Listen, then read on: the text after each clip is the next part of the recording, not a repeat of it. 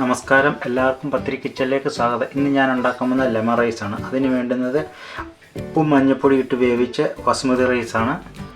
ഒരു 1.5 കിലോ അരി ഇട്ട് വെച്ചിട്ടുണ്ട്. അതിൻ്റെ ചോറാണിത്. പിന്നെ അതിന് താളിക്കാൻ വേണ്ടി oil 2 tablespoon, lemon juice 2 ലെമൻ്റെ ജ്യൂസ് എടുത്തത്, പിന്നെ ആ പിഴിഞ്ഞെടുത്ത ലെമൻ്റെ അത് പുറം തോട് കട്ട് ചെയ്തതാണിത്.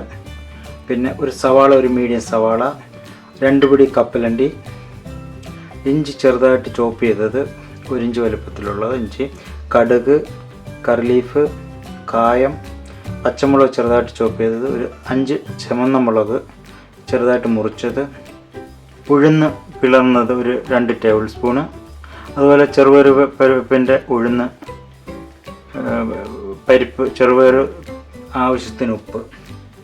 ഓൾറെഡി ഞാൻ ഉപ്പും മഞ്ഞൾപ്പൊടി ഇട്ട് വേവിച്ച് വെച്ച റൈസാണിത്. ഇനി ഇതെങ്ങനെയാണ് താളിക്കുന്നത് നോക്കാം. ഇത് താളിക്കാൻ വേണ്ടി ഞാനൊരു ചട്ടി വെച്ചിട്ടുണ്ട്. ചട്ടി ചൂടായിട്ടുണ്ട്. ഇനി ഓയിൽ ഒഴിച്ചു കൊടുക്കാം.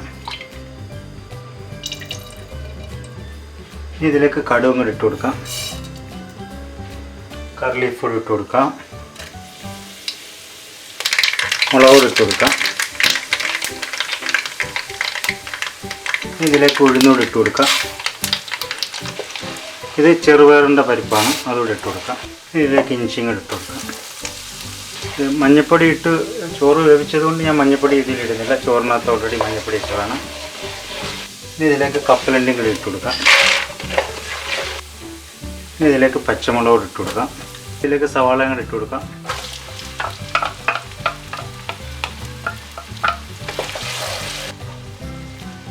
ഇനി നാരങ്ങയുടെ തൊലിയും കൂടെ ഇട്ട് കൊടുക്കാം. ഈ നാരങ്ങയുടെ തൊലി ചേർക്കുന്നതെന്ന് പറഞ്ഞാൽ ഒരു മണത്തിന് വേണ്ടി മാത്രമാണ്. നാരങ്ങ നീര് വേറെ എടുത്തിട്ടുണ്ട് ഞാൻ. അതിനുവേണ്ടി നല്ലൊരു ഫ്ലേവർ കിട്ടും. അതിനുവേണ്ടിയാണ് ഞാനിത് ചേർക്കുന്നത്.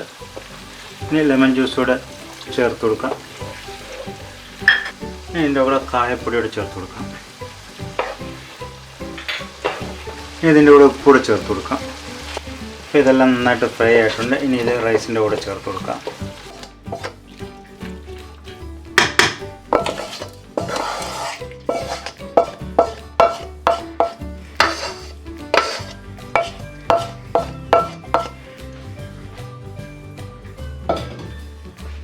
നന്നായിട്ടൊന്ന് മിക്സ് ചെയ്ത് കൊടുക്കാം. അങ്ങനെ നമ്മുടെ ലെമൺ റൈസ് റെഡി ആയിട്ടുണ്ട്.